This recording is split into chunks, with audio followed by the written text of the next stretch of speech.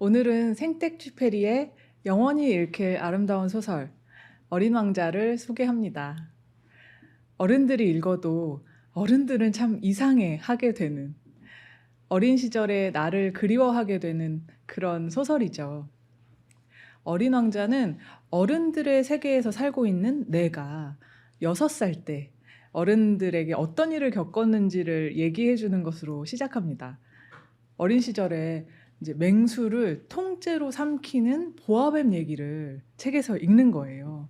아, 이 이야기가 너무나 인상적이었던 나는 이렇게 꼼짝도 못하고 6달 동안 소화를 시키고 있는 보아뱀 한 마리를 그림으로 그리죠. 그렇게 자신의 1호 그림을 완성하는데요. 아, 자랑스러운 내 걸작. 이것을 주변의 어른들한테 막 보여줘요. 이거 무서워요? 무서워요? 하면서. 하지만 돌아온 답은 이 모자인데 모자가 뭐가 무서워? 라는 거였죠. 이 어른들은 자세히 설명해주지 않으면 진짜 모르는구나 라고 생각했던 이 6살의 나는 다시 2호 그림을 완성합니다. 이제 뱃속에 삼킨 그 코끼리까지 그린 보아뱀 그림이었죠. 다시 이 그림을 막 보여줘요, 어른들한테. 하지만 어른들은 너 이런 그림 쓸데없는 그림 말고 공부나 좀 하는 게 어떻겠니? 라면서 잔소리만 했어요. 그러니까 내가 화가의 꿈을 접게 된 건 다 어른들 때문입니다. 이렇게 그림 볼 줄을 모르잖아요. 그래서 내가 화가의 꿈을 접고 선택한 직업은 바로 비행기 조종사였어요. 현재 나는 안 가본 곳은 거의 없는 세계 곳곳을 비행한 비행기 조종사가 되었고요. 그런 와중에도 좀 똑똑해 보인다, 말이 좀 통할 것 같아 싶은 사람들을 만나면 자기가 항상 이 가슴에 품고 다녔던 자신의 1호 그림을 보여주는 것으로 상대를 테스트하곤 했습니다. 대부분은 그걸 보면서 모자 그림 했고요. 그래서 나는 이렇게 진정으로 마음을 나누는 친구는 없이 살아가고 있었죠. 그런데 내가 6년 전의 일이에요. 6년 전에 사막에 불시착한 적이 있습니다. 비행기 엔진이 고장났고요. 마지막으로 마실 물은 일주일치 뿐이었어요. 아주 위험한 상황이었죠. 그 긴급한 상황에서 기절하듯 쓰러지듯 잠이 들었는데요. 새벽에 이 사막에서 사람의 목소리를 들었을 때 얼마나 놀랬겠어요. 그 목소리가 말을 합니다. 저기 나 양 한 마리만 그려줄래? 라고요. 너무 놀라서 막 정신을 차리고 그 목소리의 주인공을 이렇게 보는데요. 아니 세상에, 웬 아이가 이렇게 이 사막 한가운데 별로 길을 잃은 것 같지도 않고 피곤해 보이지도 않고 아주 말끔한 모습으로 서서 양 그려달라고만 하고 있는 거예요. 너무 당황했죠. 하지만 양을 그려달라고 하니까 엉겁결에 이제 주머니에서 종이와 펜을 꺼내요. 아, 근데 안타깝게도 내가 6살 때 화가를 포기했잖아요. 그러니까 그릴 줄 아는 양 그림은 없었어요. 아무리 양을 그려달라고 해도 내가 그릴 줄 아는 그림을 그려서 보여주는 거죠. 이 나의 그 1호 그림을요. 아이가 그 그림을 보더니 아, 싫어 싫어, 나는 코끼리 삼킨 보아뱀 그림은 싫어 라고 하는 거예요. 보아뱀은 너무 징그럽고 코끼리는 너무 커, 내가 사는 곳은 아주 작고 나는 그냥 양 한 마리만 그려주면 좋겠어 라고 합니다.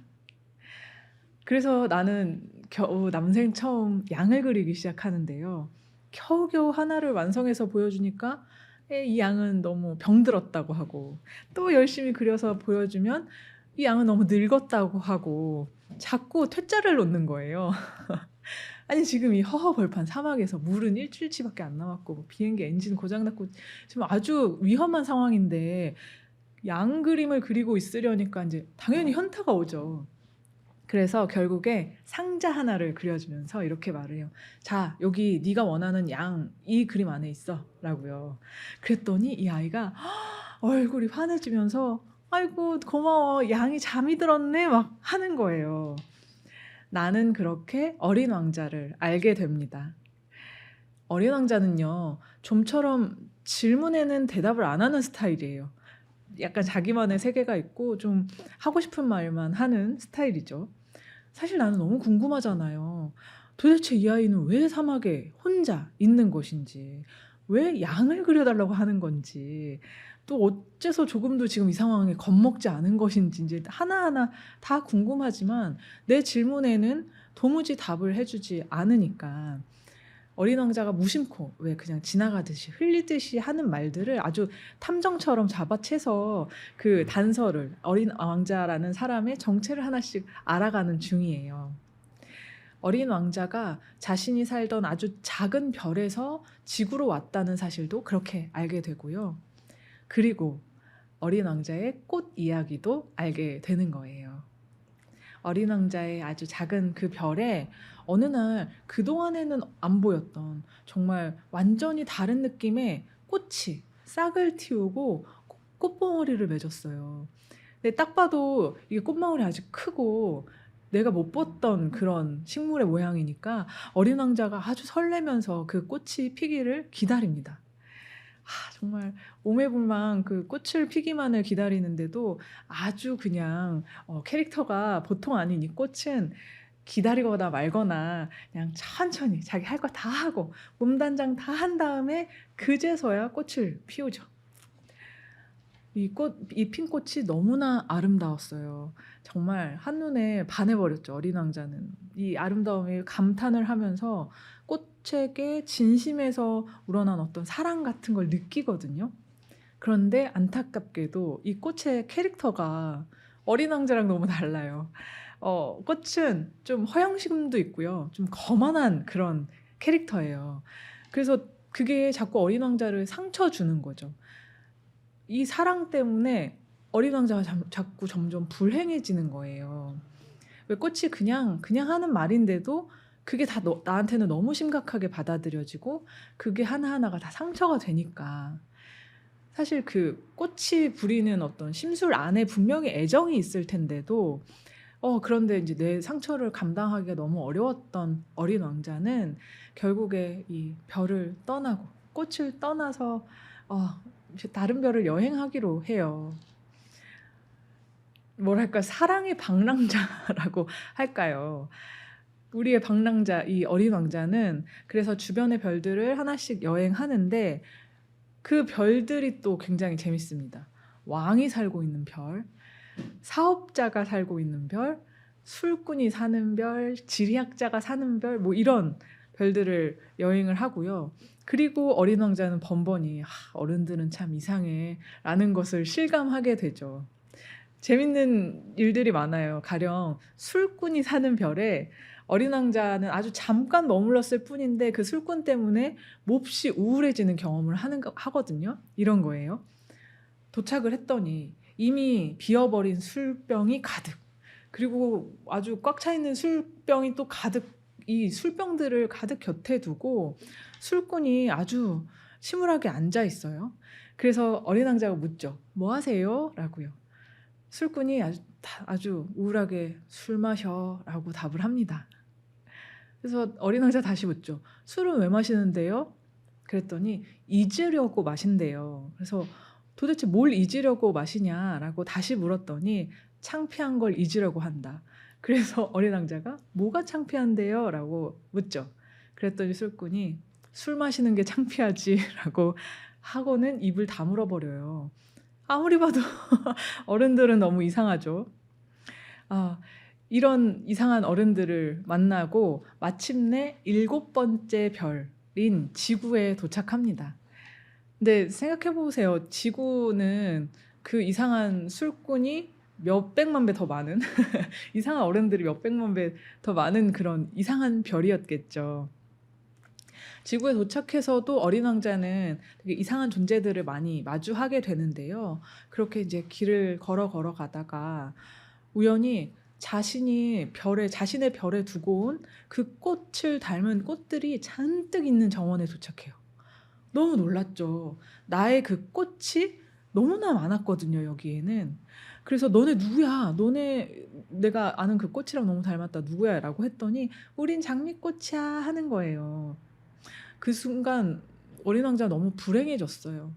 그러니까 세상에 단 하나뿐인 꽃인 줄 알았는데 그저 평범한 장미꽃이었구나 하고 너무 슬픈 나머지 풀밭에 엎드려서 엉어옵니다.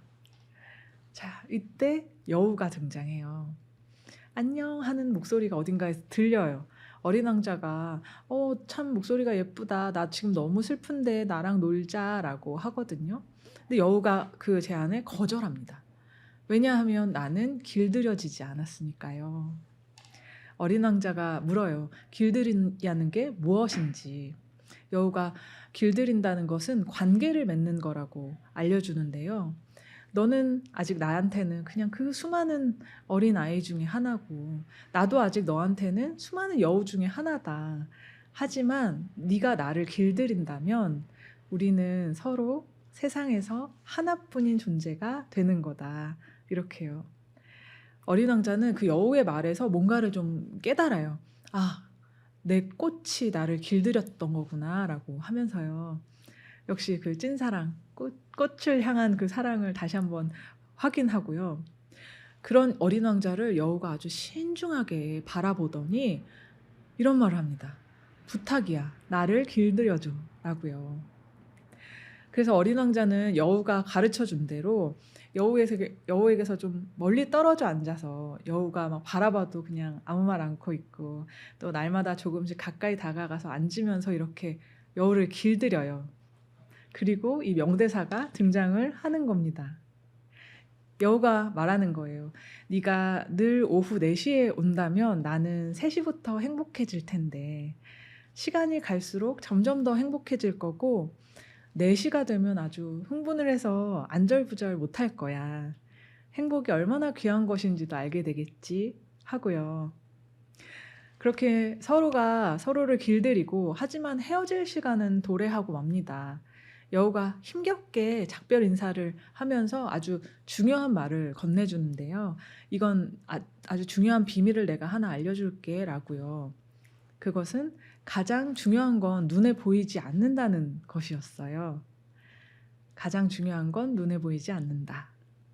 자, 여기까지 어린 왕자가 자신이 길들인 이 여우 얘기를 나에게 들려주었을 때 이때는 자, 이제 사막에 불시착한 지 무려 일주일이 지난 그러니까 마실 물 다 마셔버린 아주 극한의 위기 상태였습니다.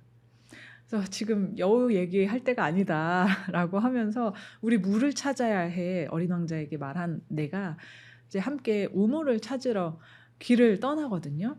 근데 놀랍게도 정말 우리를 위해 준비된 것 같은 우물을 발견해요. 도르래도 다 있고 바가지도 다 있고요. 그래서 물을 마십니다. 정말 그 물은 축제와 또 같은 맛이었어요. 그런데 왠지 어린 왕자의 태도가 좀 이상해요. 왠지 좀 슬퍼요. 어린 왕자를 보는데 알고 보니 바로 내일이 어린 왕자가 지구를 떠나야 하는 날, 그러니까 지구로 온 지 1년이 되는 날이라고 하는 거예요. 여기가 내가 지구에 도착했던 바로 그 지점인데 1년이 지난 내일은 바로 내 머리 위에 내가 떠나온 그 별이 있는 날이다. 이렇게요. 그래서 떠날 채비를 하고요. 이제 어린 왕자가 이별을 슬퍼하는 나에게 이야기를 들려줍니다.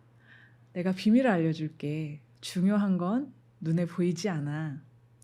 앞으로 밤이 되면 별을 바라보라고. 내 별은 사실은 작아서 지구에서는 안 보일 테지만 그렇지만 그러면 오히려 좋지. 어느 별을 보든 다 즐거울 거잖아. 너는 그러니까 누구도 갖지 못한 별을 가진 셈이지. 또 지금은 슬프겠지만 슬픔이 가시면 기쁠 거야. 너랑 나는 못 만난다고 해도 언제까지나 친구일 거고 그래서 함께 웃고 싶을 거니까 그래서 하늘을 보면 웃을 수 있을 거니까 라고요. 이런 말을 하고 어린 왕자는 지구를 떠났어요. 6년이 지난 지금 나는 하늘을 보면서 별의 소리에 귀 기울이는 것을 좋아하는 그런 사람입니다. 왜냐하면 어린 왕자가 있으니까요. 이렇게 이야기를 마치면서 독자에게 부탁을 하는데요. 언젠가 독자 여러분 당신도 아프리카를 여행한다면 또 어떤 별을 본다면 서두르지 말고 기다렸다가 혹시 어떤 아이가 다가온다면, 그 아이가 묻는 말에는 답을 안 한다면, 그게 누군지 알아챘다면 제발 부탁인데 나한테 그가 돌아왔다고 편지를 해달라라고요. 어째서 맨날 이 대목의 이름에 이렇게 울컥하는지 모르겠어요. 이 세상에는 진심으로 어린 왕자가 다시 지구에 오는 날을 기다리는 사람이 있다는 생각도 하고요. 네, 그리고 우리에게는 저마다 다 그런 어린 왕자가 있다는 확신도 하게 되는 거죠. 오늘 소개한 책은 앙뚜안 마리 로제 드 생텍쥐페리의 어린 왕자였습니다. 사실 이 작품의 가장 앞에는 레옹 베르트에게라는 말로 시작하는 아주 아름다운 헌사가 있어요. 근데 뭐 이 책을 어린이가 아니라 어떤 어른에게 바치는 것을 어린이들이 용서해 주길 바란다라는 내용으로 시작하는 글인데요. 그때 이 어떤 어른, 레옹 베르트, 이 사람이 누구냐? 레옹 베르트는 생텍쥐페리와 아주 깊은 우정을 나눴던 사람인데요. 생텍쥐페리가 어린 왕자 지피를 시작한 것이 1942년이고요. 아시다시피 생텍쥐페리가 2차 세계대전이 끝나기 1년 전 1944년에 실종이 되죠. 그리고 어린 왕자 이 책은 1943년에 출간이 되었었는데요.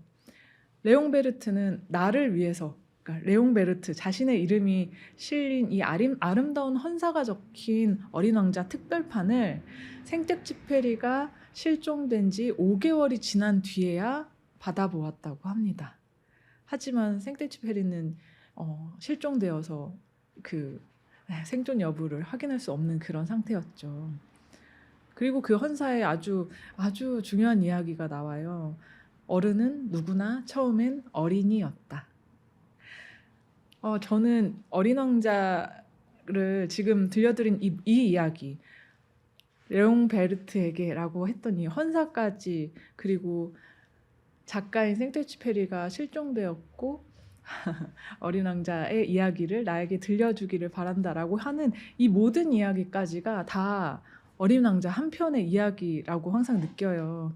그래서 이 이야기를 함께 나눌 수 있어서 정말 기뻤습니다. 저는 다음 주 목요일에 또 인사드릴게요. 지금까지 신현선의 책슈퍼였습니다. 아끼는 책 팔아요.